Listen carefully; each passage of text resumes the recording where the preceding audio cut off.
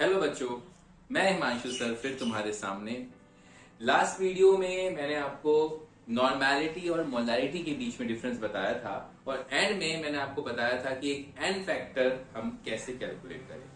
ये n factor, how to calculate the n factor, right. तो अब वो मेन चीज हम अब आज इस वीडियो में सीखने जा रहे हैं, तो प्लीज पे अटेंशन, इंपॉर्टेंट है for calculating the equivalent weight also, for calculating your titration part as well. In many areas आपको वो जरूरत पड़ेगी। अगले आपका जो 12th में चैप्टर आता है सॉल्यूशन, उसमें भी आपको काफी जरूरत पड़ेगी। इवन इलेक्ट्रोकेमिस्ट्री में भी आपको वो काफी मदद देगा। तो प्लीज ध्यान से सुनिएगा एन फैक्टर की कहानी, राइट। आइए, तो एन फैक्टर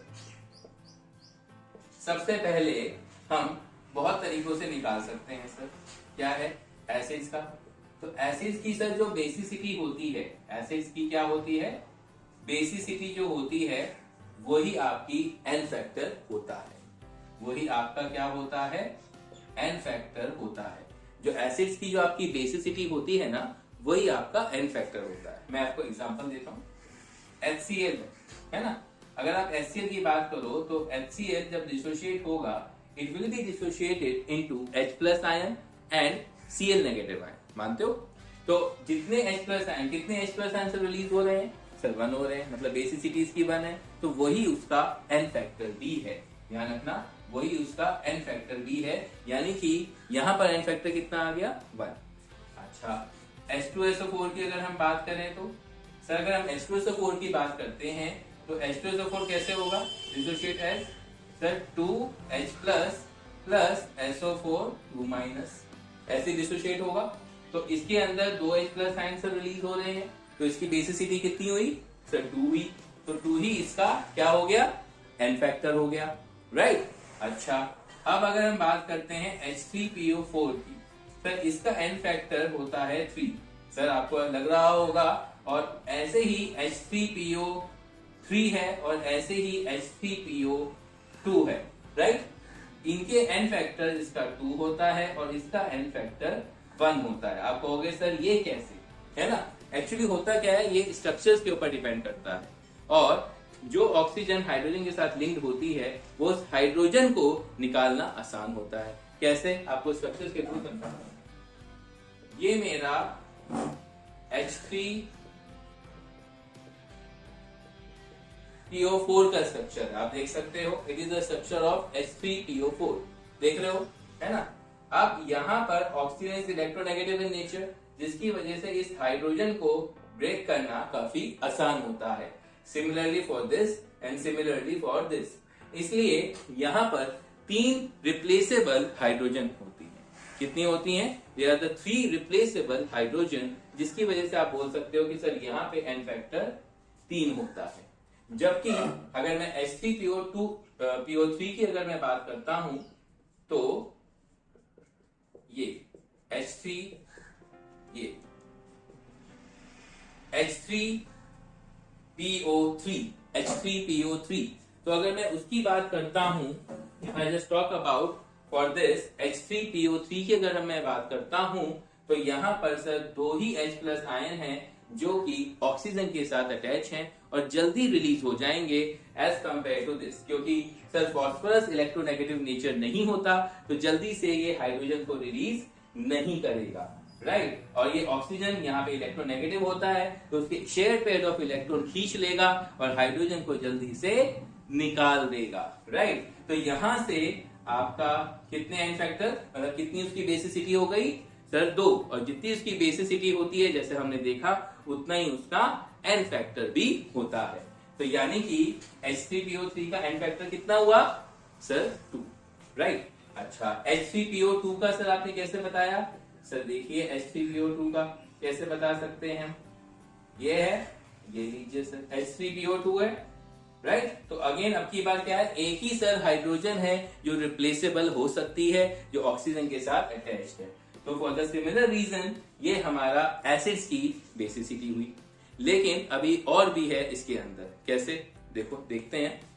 अगर हम बात करते हैं एसिड्स की, हम बात कर रहे थे, तो कुछ ऐसे एसिड्स हैं, ये तो सिंपल एसिड से आपने देख लिया कि सर इसका एन फैक्टर आपने कैसे निकाल दिया। है ना। एक छोटे से एग्जांपल आपके सामने और देता हूं। नंबर ऑफ रिप्लेसेबल, बेसिसिटी क्या होती है? Number of replaceable H plus ion, number of replaceable H plus ion, remember that. तो एक रिएक्शन दे रहा हूं, NaOH plus H2SO4 gives NaHSO4 plus H2O। अगर आप नोटिस करोगे सर, इसमें इस रिएक्शन में पूछा गया है कि सर H2SO4 की बेसिसिटी या फिर N फैक्टर कितना है। सर यहाँ पर एक ही H प्लस आयन अगर आप नोटिस करोगे रिप्लेस हुआ है।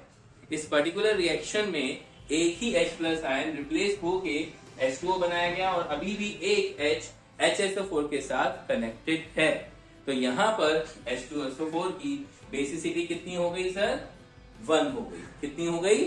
1 हो गई, राइट। अच्छा, नाउ कुछ ऐसे एसिड्स भी हैं जैसे कि SO2 है, राइट, SO3 है। ये दोनों एसिड्स ऐसे हैं जो हम मानते हैं कि सर इसके अंदर ही एसिडिक नेचर होती है। क्यों? नॉन मेटल ऑक्साइड्स हैं और सबको पता है कि नॉन मेटल ऑक्साइड्स क्या होते हैं? एसिडिक इन नेचर होते हैं, पता है।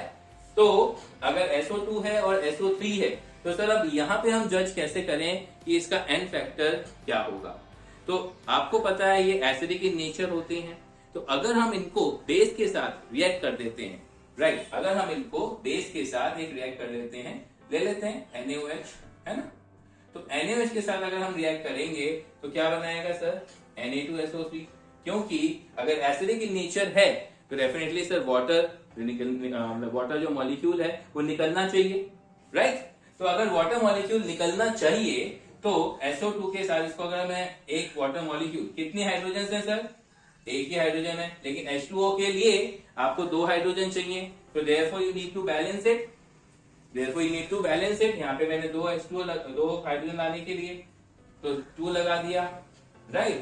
तो अगर आप देखोगे इसके अंदर हमें 2 मॉलिक्यूल मतलब OH नेगेटिव चाहिए, 2 OH नेगेटिव चाहिए, क्योंकि SO2 क्या है? एक एसिड है। तो एसिड की क्या होती है? बेसिसिटी होती है। तो इट मीन कितने OH माइनस आयन को वो अट्रैक्ट करेगा, कितने OH माइनस आयन को वो अट्रैक्ट करेगा, so that it can make a water molecule, it can release a water molecule, right. तो यहां पर आप देख पा रहे हो कि सर एक SO2 जो मॉलिक्यूल है वो कितने OH नेगेटिव को अट्रैक्ट कर पा रहा है? कितने सर? 2, क्योंकि NaOH के साथ, या फिर आप बोल सकते हो जो भी आप स्ट्रॉन्ग बेस का कोफिशिएंट होगा वही उसका N फैक्टर भी होगा। कितने OH नेगेटिव ले पा रहा है वो, कितने एक्सेप्ट कर पा रहा है सर? 2 कर पा रहा है, राइट। Na2 आप देख सकते हो, Na2SO3 और एक H2O, राइट।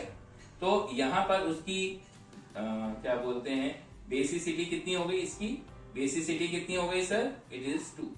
सिमिलरली अगर आप नोटिस करोगे sir for the SO3 as well, right, SO3 की भी अगर आप NaOH के साथ रिएक्शन करवाते हो और अगर मुझे वाटर मॉलिक्यूल रिलीज करना है, I need to multiply by this 2, क्योंकि हाइड्रोजन तो लानी पड़ेगी। हाइड्रोजन कैसे लाओगे? इसको मुझे 2 से मल्टीप्लाई तो कम से कम करना ही पड़ेगा तो फॉर्म एन H2O मॉलिक्यूल। अब कितना बचा सर? Na2SO3, राइट, H2O तो वहां पे आ गया, Na2SO3।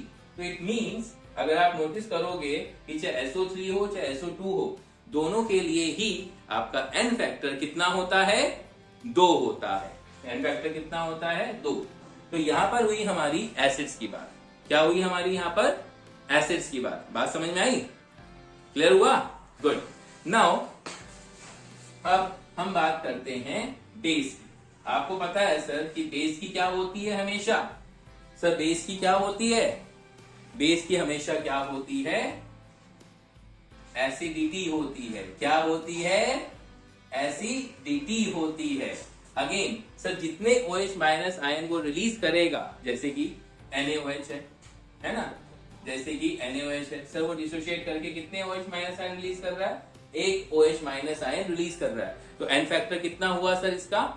1 हुआ, राइट।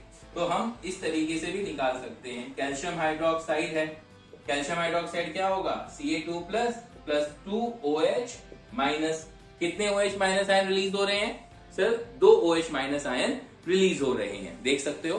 तो इसकी वजह से again the N factor will be 2 for this, right. या फिर एल्यूमिनियम हाइड्रोक्साइड अगर हम बात करें तो एल्यूमिनियम हाइड्रोक्साइड कैसे होगा? यही होगा, तो कितने OH माइनस आयन रिलीज हो रहे हैं सर? 3 हो रहे हैं। तो आपको समझ में आया होगा कि सर हम n फैक्टर कैलकुलेट कैसे करते हैं for the acid and for the base. This are simple scenarios आपको जो दिक्कत आती है। अब एक आता है एसिड और बेस के डेफिनेशन में चार्ज ऑन द कैटायन और द चार्ज ऑन द अनायन। वो भी एक पर्टिकुलर डेफिनेशन है, इसके लिए चार्ज ऑन द कैटायन और द चार्ज ऑन द अनायन। तो n फैक्टर कैसे कैलकुलेट होगा? चार्ज ऑन कैटायन और चार्ज ऑन एनायन।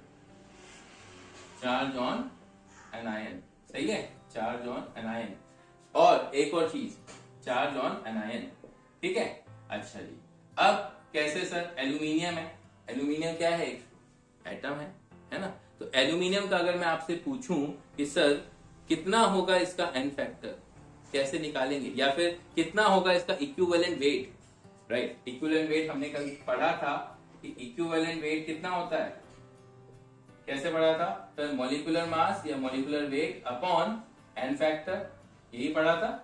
तो सर एल्यूमिनियम हमें पता है कि कितने इलेक्ट्रॉन रिलीज करता है, मेटल लूज करता है सर 3 इलेक्ट्रॉन लूज करता है। तो कितना एल्यूमिनियम के ऊपर जो चार्ज आता है वो कितना आता है? 3+ आ जाता है। तो यानी कि इसका n फैक्टर कितना हुआ सर? 3 हुआ। कितना हुआ?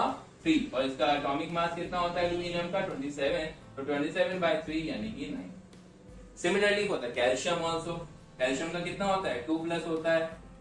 कैल्शियम जो आयन फॉर्म करता है Ca2+ के फॉर्म में शो करता है, चाहे वो कैटायन हो फिर वो अनायन भी हो, कुछ भी हो सकता है। तो कैल्शियम के ऊपर कितना होता है?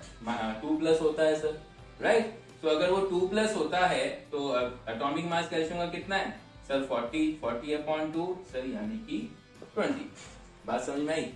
राइट। तो एक बहुत अच्छा एग्जांपल लेके आपको समझाता हूं कि कैसे उसका एक n फैक्टर हम निकालते हैं, कैसे हम इक्विवेलेंट वेट लेते हैं। पोटैश एलम सबसे अच्छा एग्जांपल है, पोटैश एलम, राइट। देखिए potash alum, potash alum, potash alum Hindi में इसको फिटकरी बोलते हैं, राइट। ये अभी जब कोरोना का टाइम था बहुत यूजफुल हुई, क्योंकि बहुत बार आपको सैनिटाइजर नहीं मिल पा रहे थे, तो लोगों ने इसको एज अ क्लीनिंग एजेंट की तरह यूज किया, राइट। और इनकी प्योरिटी भी काफी 99.99% के आसपास रहती है। बहुत अच्छा एक कंपाउंड है और ब्लड क्लॉटिंग के लिए भी यूज करते हैं। शेवर्स आफ्टर शेव की तरह भी हम इसको यूज करते हैं, राइट। तो पोटैश एलम की काफी खूबियां हैं वैसे तो, लेकिन अभी फिलहाल हम यहाँ पे देखेंगे इसके n फैक्टर के बारे में। इसका हम फॉर्मूला लिख लेते हैं, राइट। तो फॉर्मूला क्या है sir? K2SO4 dot aluminium sulphate Al2SO4 whole thrice dot 24H2। अब बात आती है, मैक्सिमम लोग इसका फॉर्मूला शायद जानते हैं, और पोटैश एलम आप सबको पता है बहुत अच्छा एक केमिकल है जो हमारे अभी लॉकडाउन के टाइम पे भी यूज हुआ था। अगर आपको ध्यान हो कि जब सैनिटाइजर की काफी ज्यादा शॉर्टेज थी तो उस समय हम पोटैश एलम से, यानी कि फिटकरी, इसका हिंदी का नाम है फिटकरी, तो उससे हम अपने हाथ हैंड वॉश कर सकते थे। प्लस ये एक आफ्टर शेव की तरह भी काफी बार यूज होता है, ब्लड क्लॉटिंग के लिए बहुत अच्छा इस्तेमाल करते हैं इसको। लेकिन खैर उसकी प्रॉपर्टीज बहुत सारी हैं, तो फिलहाल अभी हम बात करते हैं K2SO4 Al2SO4 whole thrice dot 24H2। तो उसके लिए बच्चों अब हम कैसे कैलकुलेट करेंगे इसका n फैक्टर? देखिए हमने अभी आपको बताया था चार्ज ऑन द कैटायन और द चार्ज ऑन द अनायन, कुछ भी कर सकते हैं। तो 2K plus, right, 2Al3 plus और 24 2 48H प्लस, यही आएगा। अगर टोटल मैं कैटायन लेता हूं तो, है ना, तो टोटल कैटायन कितना आएगा? 2 into 1, 2 into 1, चार्ज कितना है? 1। ओके, इसका कितना आएगा? 2 into 3, और इसका कितना आएगा? 48 into 1, राइट। तो बहुत लोगों को ये लगता है कि 2 + 6 + 48 यानी कि 56, यानी कि आंसर होना चाहिए m/56, यानी कि इक्विवेलेंट वेट ये होना चाहिए। बहुत लोगों को लगता है कि सर m/56 होना चाहिए, राइट। सही बताया, चार्ज होना कैटायन। लेकिन आपको बता देता हूं कि water of crystallisation is not being calculated, क्योंकि जैसे ही वो सॉल्यूशन में जाता है तो वाटर ऑफ क्रिस्टलाइजेशन वहां से हट जाते हैं, सारे वाटर मॉलिक्यूल्स पानी में चले जाते हैं। तो ये वाले कंसिडर नहीं किए जाते in calculation of n factor. तो सिर्फ और सिर्फ आपके ये कैलकुलेट होते हैं तो आपका क्या बन जाता है सर, ये इट इज 6 + 2 = 8। तो आंसर क्या रहेगा, m/8। ध्यान रखना ये बहुत अच्छा एग्जाम्पल था। अब आप कहोगे सर एनायन का भी लेके दिखा दीजिए, कोई बात नहीं, एनायन का भी देख लेते हैं। सर यहाँ पे कितने हैं, 1 सल्फेट है, ओके ठीक है। यहाँ पे कितने हैं, 3 सल्फेट है, तो 3SO4 2-, तो कितना है, चार्ज कितना है सर यहाँ पर, 2, ओके राइट, एक ही है ना, ये एक ही है, तो 2 × 1। तो यहाँ पे कितना है, 3 × 2, तो टोटल कितना हो गया, अगेन इट विल बी 8। तो अगेन इक्विवेलेंट वेट क्या रहेगा, it will be same molecular mass upon n factor. बात समझ में आई। तो चार्ज ऑन अ कैटायन और the charge on the anion, right. अच्छा जी, अब सर एन फैक्टर कोई और तरीकों से भी निकल सकता है, कोई और तरीके भी हैं, कोई और टाइप के क्वेश्चंस भी हैं क्या कि जिससे आपका ये एन फैक्टर निकल सकता है, हाँ है। ऑक्सीडाइजिंग एंड रिड्यूसिंग एजेंट के केसेस में हमारा ये एन फैक्टर निकलता है, राइट। और कुछ एटम्स के केस में भी, जैसे Cl एटम है उसका कितना एन फैक्टर होता है, इन सब के बारे में हम डेफिनेटली पढ़ेंगे, श्योर, बिल्कुल अच्छे से पढ़ेंगे अगेन। तो इसका मैं सेकंड पार्ट आपके लिए लेके आता हूं, तो तब तक अच्छे से इसको रिवाइज करिए, पढ़िए। कोई डाउट हो कमेंट सेक्शन पे लिखिए, कोई भी दिक्कत हो मुझे बताइए, राइट। तो सीखते रहिए, करते रहिए TCC के सर, ऑल द बेस्ट।